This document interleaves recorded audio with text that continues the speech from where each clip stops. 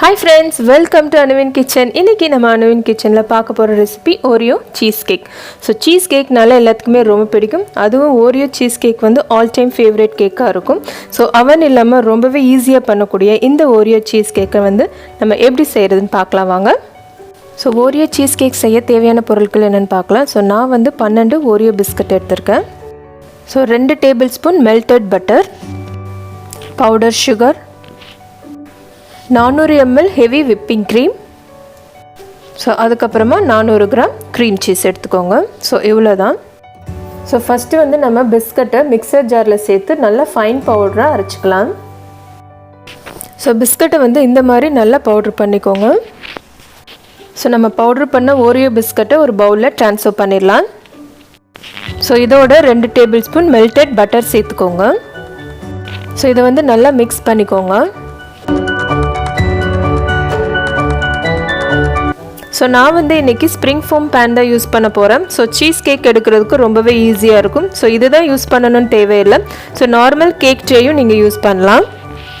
So melted butter and Oreo மிக்சரை வந்து இப்போ பேனில் சேர்த்துக்கலாம்.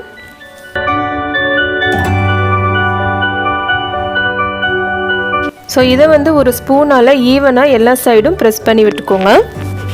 ஸோ ஓரியோ சீஸ் கேக்கோட பேஸ் இப்போ வந்து ரெடி ஆயிடுச்சு. ஸோ இதை வந்து ஒரு அரை மணி நேரம் நம்ம ஃப்ரிட்ஜில் வச்சு எடுத்துடலாம். ஸோ ஃபஸ்ட்டு வந்து நம்ம க்ரீம் சீஸ் மிக்ஸ் மேக் பண்ணலாம். ஸோ அதுக்கு ஒரு மிக்சிங் பவுலில் 400 கிராம் க்ரீம் சீஸ் எடுத்துக்கோங்க. ஸோ இதோட ஒரு கப் பவுடர் சுகர் சேர்த்துக்கோங்க. ஸோ இதை வந்து ஒரு 3 நிமிஷம் நல்லா சாஃப்டாக ஃப்ளஃபியாக வர வரைக்கும் நல்லா பீட் பண்ணிக்கோங்க. ஸோ க்ரீம் சீஸ் வந்து ரூம் டெம்பரேச்சரில் இருந்தால் தான் நல்லா ஸ்மூத் அண்ட் ஃபார்மாக உங்களுக்கு அந்த க்ரீம் வந்து கிடைக்கும்.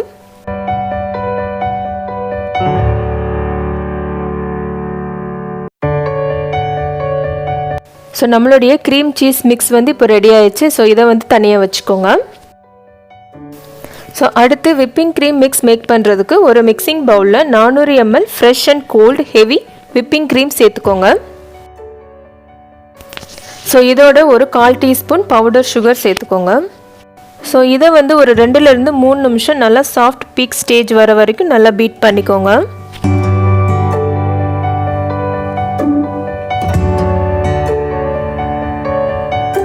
ஸோ நம்மளுடைய விப்பிங் க்ரீம் மிக்ஸ் சூப்பராக ரெடி ஆயிடுச்சு.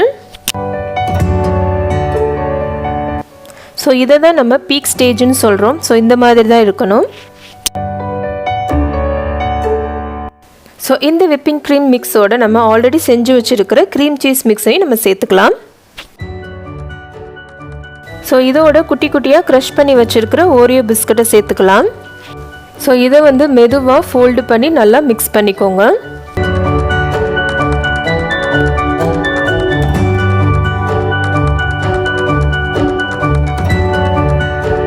ஸோ நம்ம செட் பண்ணி வச்சுருக்கிற இந்த பேனில் வந்து நம்ம க்ரீம் மிக்சரை வந்து சேர்த்துக்கலாம்.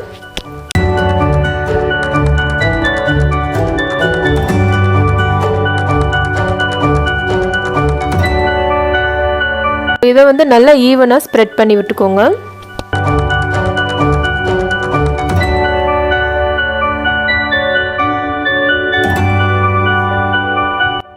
ஸோ இது மேலே நம்ம பவுட்ரு பண்ணி வச்சுருக்கிற ஓரியோ பிஸ்கட்டை வந்து நம்ம கார்னிஷிங் பண்ணிடலாம்.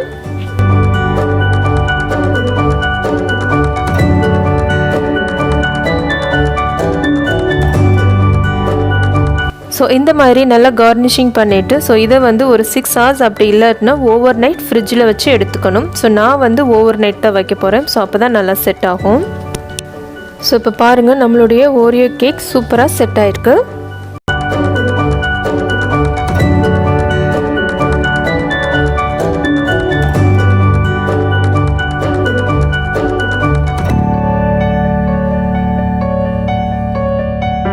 ஸோ நம்மளுடைய ஓரியோ சீஸ் கேக் சூப்பராக ரெடி ஆயிடுச்சு பாருங்கள். ஸோ நம்ம வீட்டிலேயே ஈஸியாக பண்ணக்கூடிய ஒரு கேக் ரெசிபியாகவும் இருக்கும். ஸோ இதை வந்து நீங்கள் வீட்டில் கண்டிப்பாக ட்ரை பண்ணி பாருங்கள். உங்கள் கிட்ஸுக்கும் செஞ்சு கொடுங்க. ஸோ இந்த வீடியோ உங்களுக்கு பிடிச்சிருந்துச்சுன்னா லைக் பண்ணுங்கள், ஷேர் பண்ணுங்கள், கமெண்ட் பண்ணுங்கள். மறக்காமல் அனுவின் கிச்சனுக்கு சப்ஸ்கிரைப் பண்ணுங்கள். தேங்க்ஸ் ஃபார் வாட்சிங்.